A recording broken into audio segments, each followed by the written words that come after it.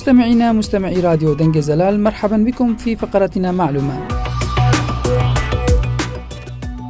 معكم أحمد لأقدم لكم في هذه الحلقة معلومة علمية. هل سبق أن شعرت بأنك تسقط وأنت نائم؟ كم منا قد جرب الشعور بالسقوط من مكان مرتفع وكأنه على وشك الدخول في نوم عميق بمنتهى السعادة، ثم فجأة يشعر بأنه يسقط من مكان مرتفع كمنحدر مثلا ويهتز جسمه من الصدمة. يحدث هذا في أغلب الأحيان أثناء النوم الخفيف، حيث تتراجع درجة حرارة الجسم ويبدأ القلب بالتباطؤ، ويترك الدماغ الواعي السيطرة بشكل تدريجي على العضلات، ويعمل هذا الإجماع العام على جعل عضلات الجسم الكبيرة تتقلص، وبينما يبدأ الجسم بالوخز ثم يقوم الدماغ باختراع حلم صغير.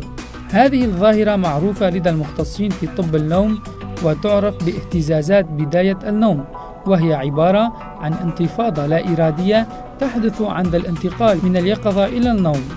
هذه الحركة لا تحدث في مرحلة الأحلام، ولكن تحدث عند الانتقال من الاستيقاظ إلى المرحلة الأولى من النوم، وهي المرحلة الانتقالية التي يمر بها النائم قبل التقدم إلى مراحل النوم المتقدمة، وهي مرحلة بين النوم واليقظة.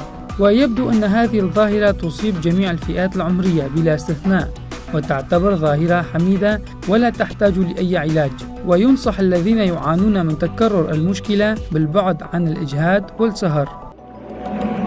هذه كانت معلومة اليوم. أعزائي، انتظروني في الحلقة القادمة لأقدم لكم معلومة جديدة. بأمان الله.